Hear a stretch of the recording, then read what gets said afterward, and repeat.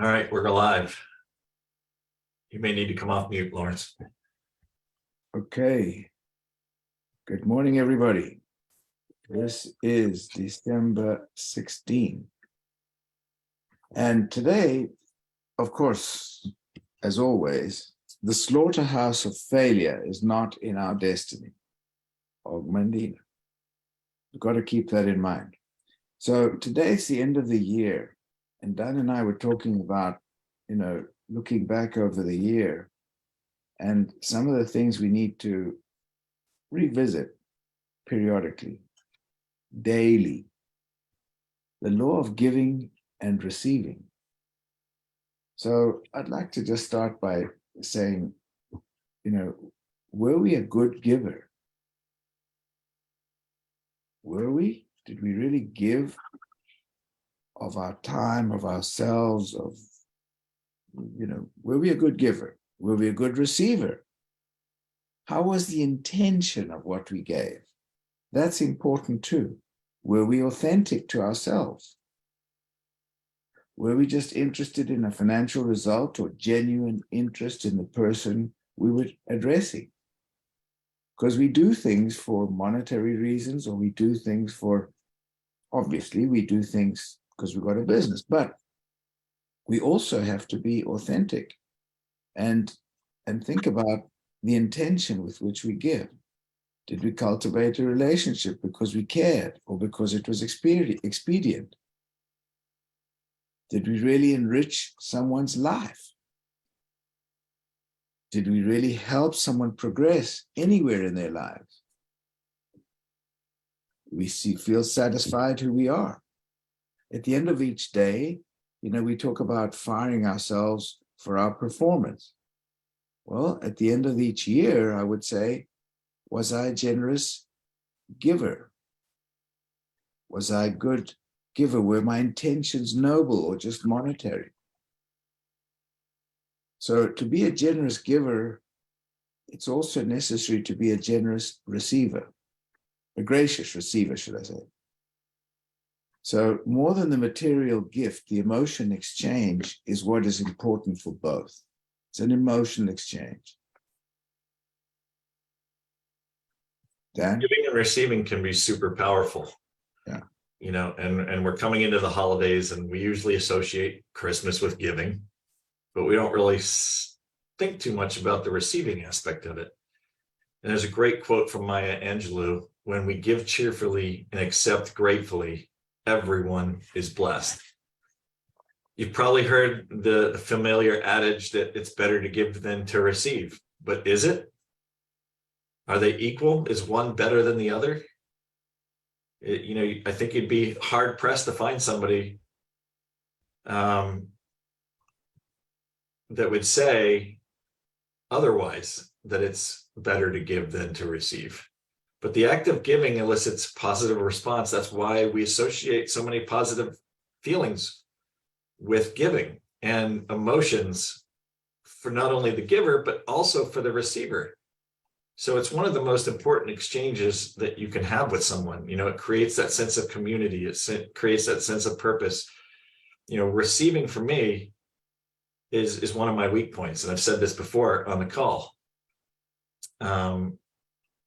That's something that I need to work on, because I wasn't taught receiving. I was taught giving, but I wasn't taught how to graciously receive.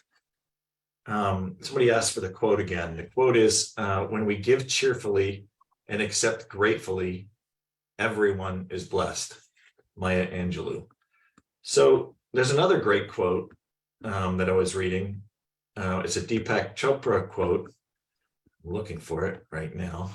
Of course, I can't find it. Here we go. This is in an article he had about the expanded view of giving and receiving. The universe, when you talk about energy and exchange of energy and the energy in the universe that we give and we receive, the universe operates through dynamic exchange. Giving and receiving are different aspects of the flow of energy in the universe. And in our willingness to give that which we seek, we keep the abundance of the universe circulating in our lives.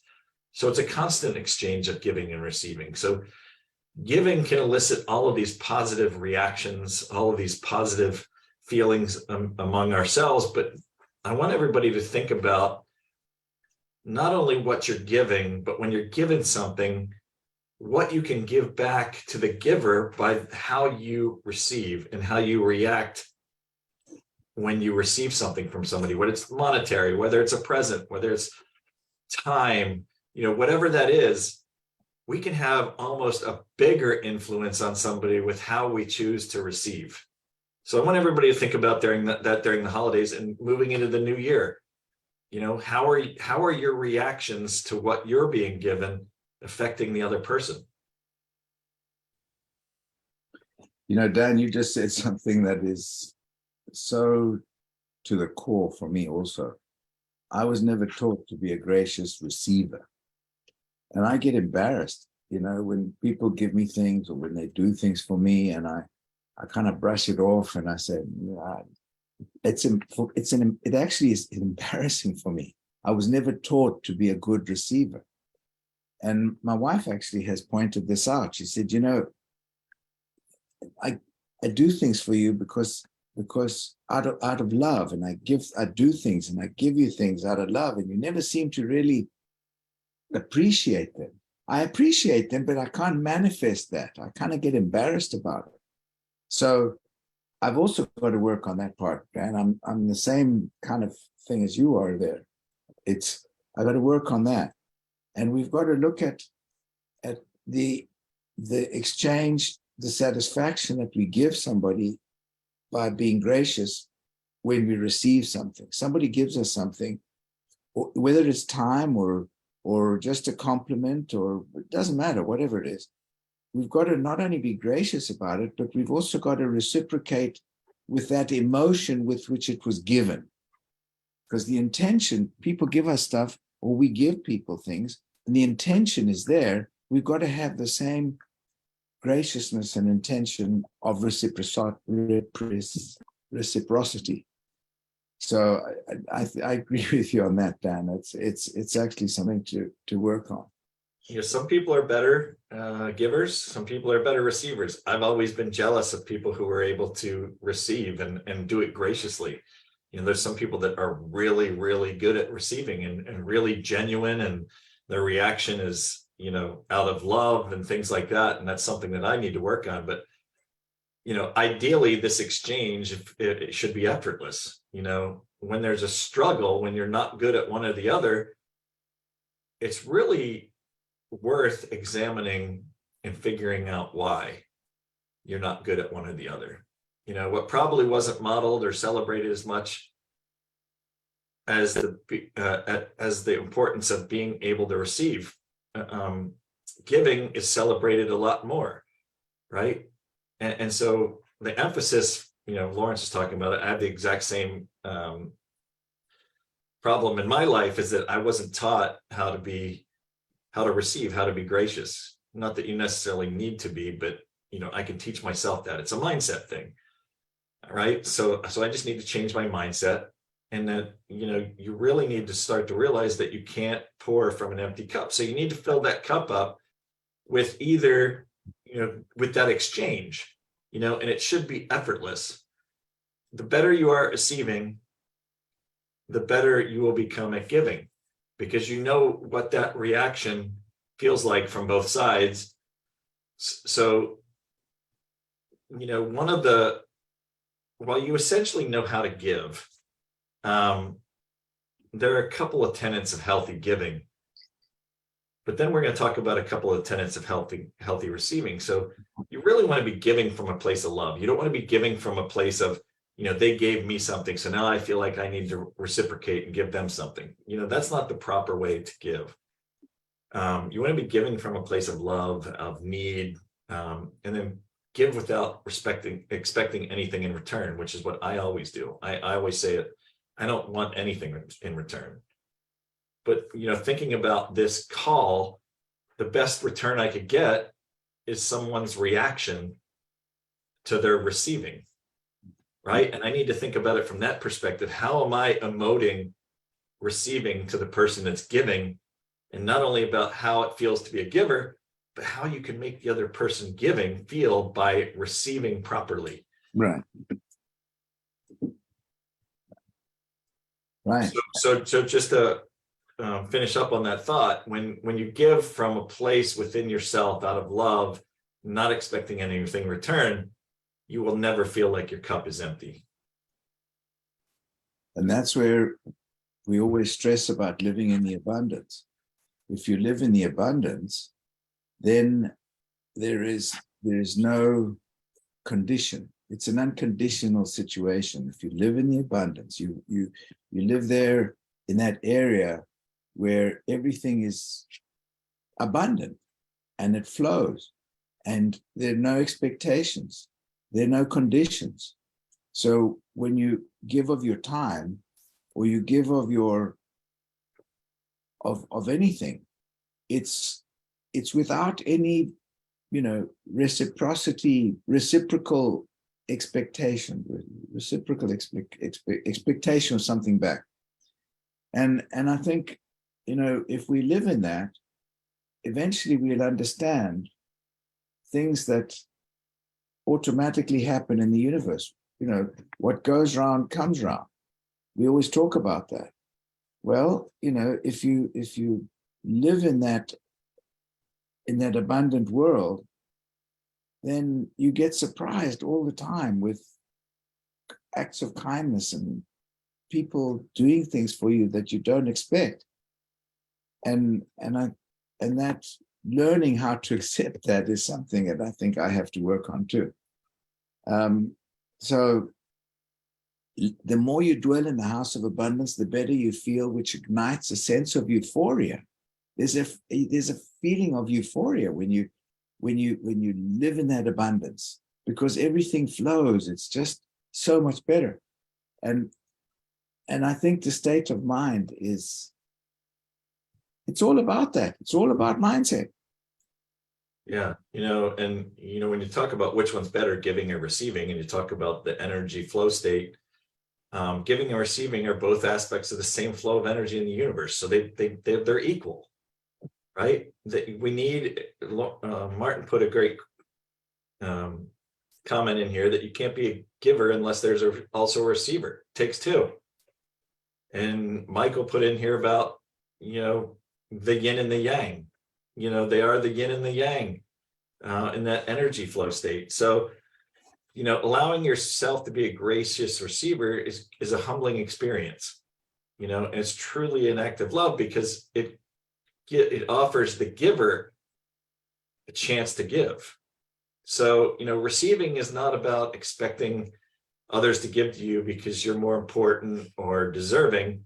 It's about receiving a gift without guilt or neediness, without feeling obliged to give back. So how you receive is just as important to the giver's happiness as it is to your own. So that's where, we talk about the energy, they're equal in the universe. So we need to be adept at both. To receive in a good way requires you to do away with negative thoughts and instead pause and reflect on the exchange and what it means. It ultimately means friendship, support, love. And then that fuels a great deal of happiness in both the giver and the receiver. So, if you guys, a few of you on here have met my Kate, and Kate is a giver. I mean, everything she does all day long is giving. And one of my negatives is that I'm not a good receiver. Maybe I don't feel like I deserve it, or maybe I feel like, if somebody's constantly giving to me, that I need to give back. I don't know exactly what it is, but I need to examine that.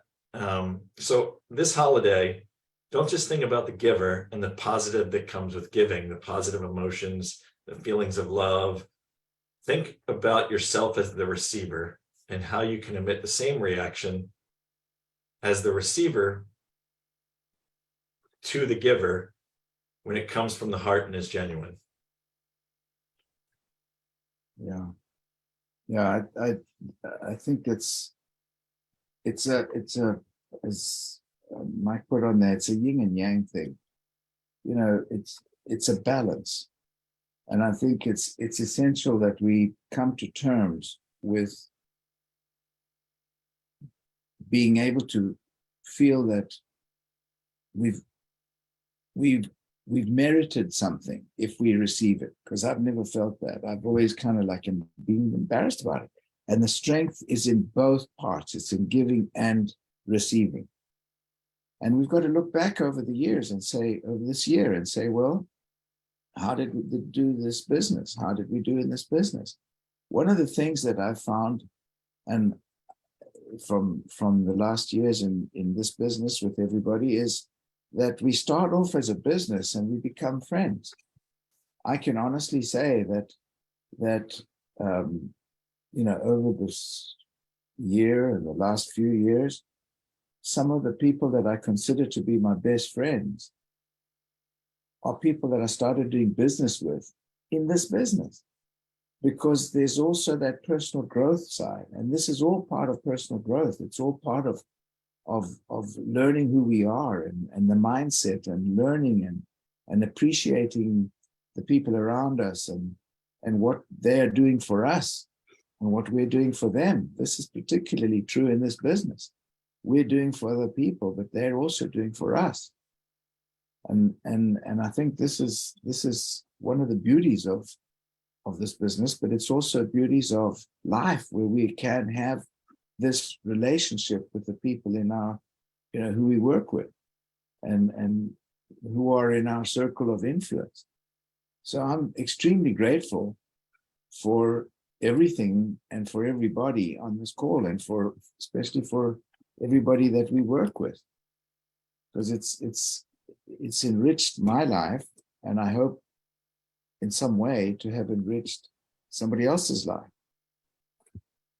Yeah, coming into the holidays, we think about buying things for people and how much should we spend, and probably thinking how much are they going to spend on me, and trying to equal that out in your mind, or however you address that.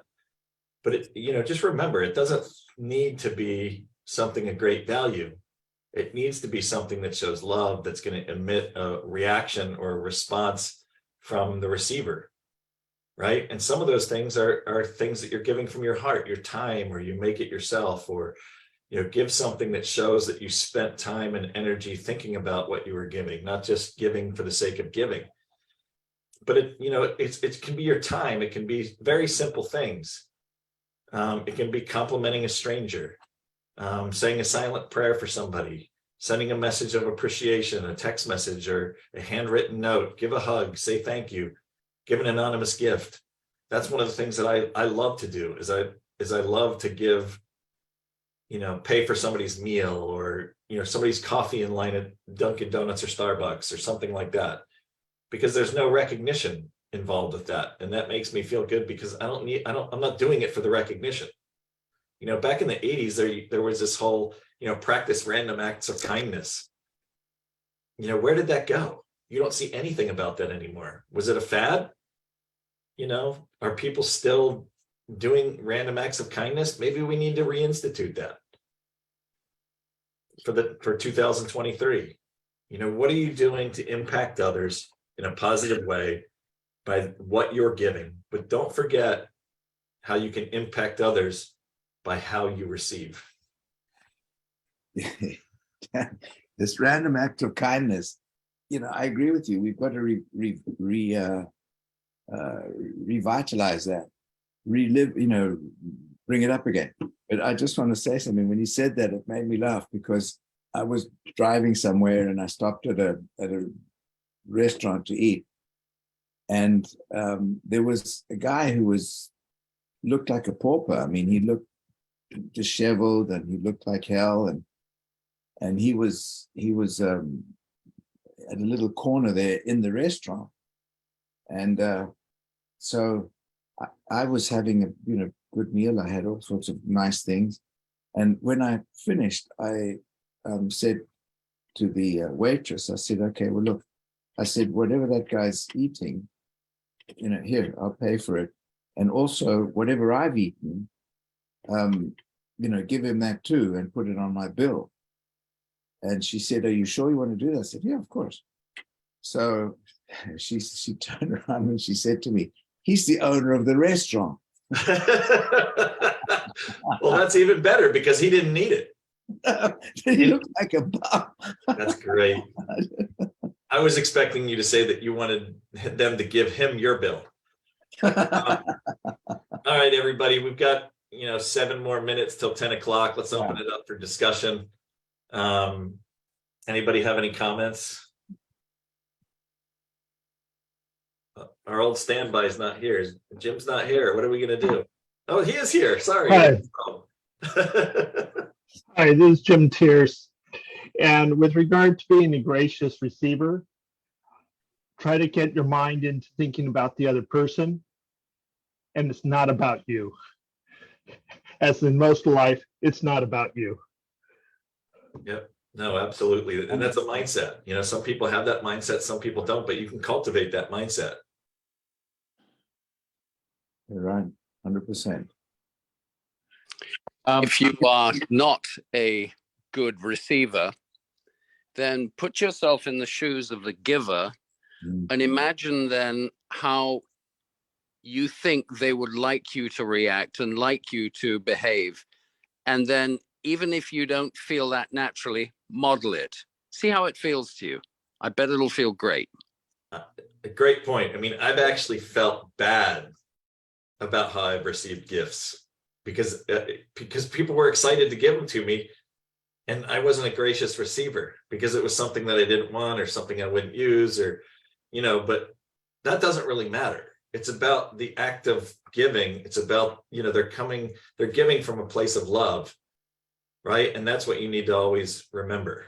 It's not about whether it's something that's useful for you or that you need, or because I say it all the time, don't buy me anything for gifts, because I buy myself whatever I need, and I don't just want stuff. I want stuff that I need, or that I'm going to use. But, perfect point, Martin, that you do need to think about it from the other person's perspective and what reaction is going to make them feel good about giving.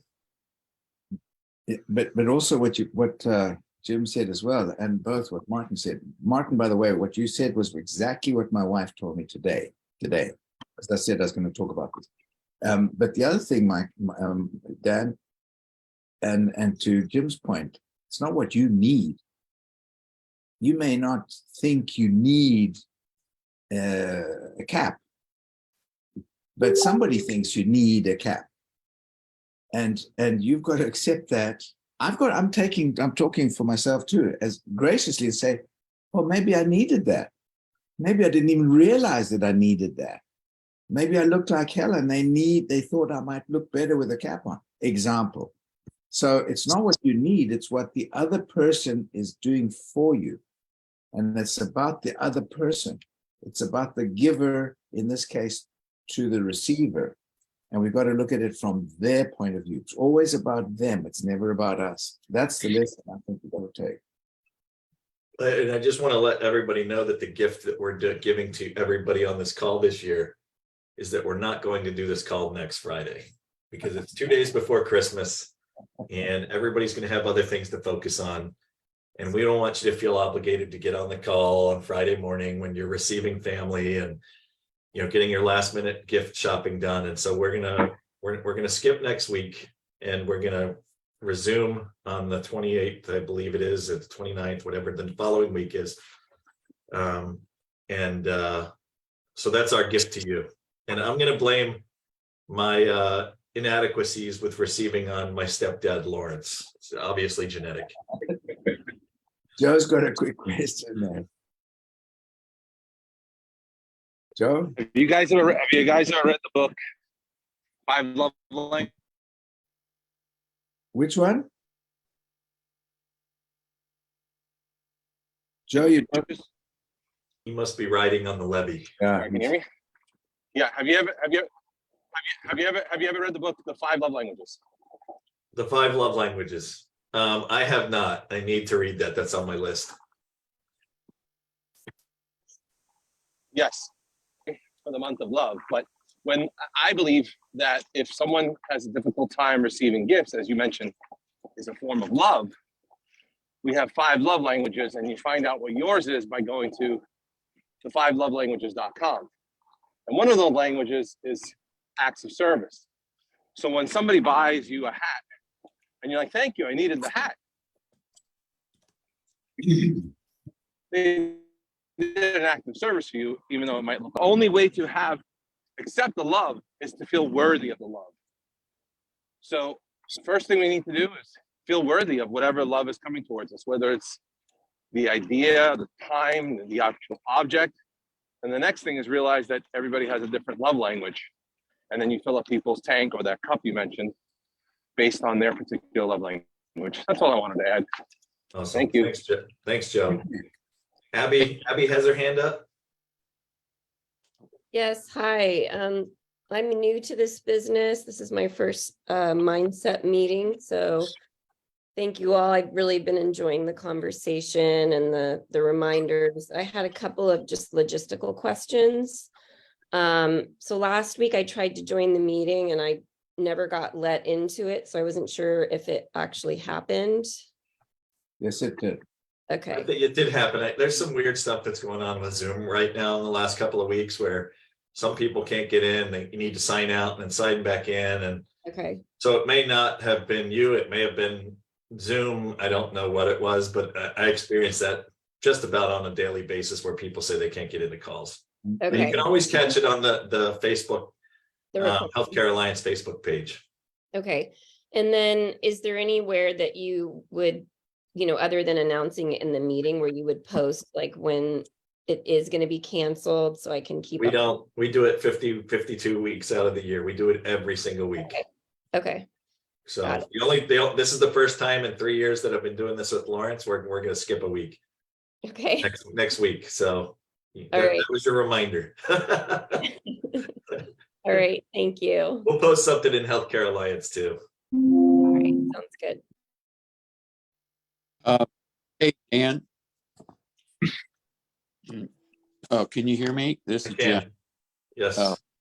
So in the spirit of the topic today, I just want to thank you so sincerely for giving us next Friday off. I am so appreciative of that. But I did want to just kind of reinforce one comment one of you made. And I think it was dealing with Deepak Chopra's comment. And that's where, well, first I'll preface it by saying, I think guys have a harder time with it. And I think it's just something sociologically that we've been raised that way. And in a way, we need to be very careful because, it could be a very deep underlying superiority complex. Whereas, they need it more than I do, and in fact, we should not have those thoughts at all. But I love the idea about when you complete this loop of giving and receiving, that you're really enhancing that true experience of the exchange. And what you're doing is you're allowing yourself to come into really a more loving connection with that other person. And that's where the richness of the experience is, I think. Yeah, and you need to think about what you're teaching the next generation. Yeah. Are you teaching them to receive graciously? That's right. And if you're not, then you're just perpetuating it, right? And so, if that's one of the things I'm going to work on with the kids is, receiving properly and making sure that they're eliciting that response, or that response is elicited by the gift of giving. Yes. They're always watching, aren't they? Mm-hmm. They're like sponges. Hey, this is Dee Dee. I just want to wish everyone a very, very Merry Christmas. And it's, always a pleasure for me to get on these calls. And, you're all a big, giant family, and I love you all. Awesome. Thank you, Dee Dee. Thank you. Thank you. Right back at you and everybody else on the call. Thank you. All right, everybody. Hey. Well, God bless everybody. Happy Christmas. Dan, thank you as always. Thanks everybody for being on the call. We appreciate you and your feedback and who you are and what you do. And blessings to everybody. Thank you. Blessings, everybody. Have a great weekend. Thank you. Merry Christmas. Merry holiday. Thank Merry you. Christmas. And thanks for the gift of this call that you give every week. We do appreciate it. Thank you. God bless. Thank you for being there.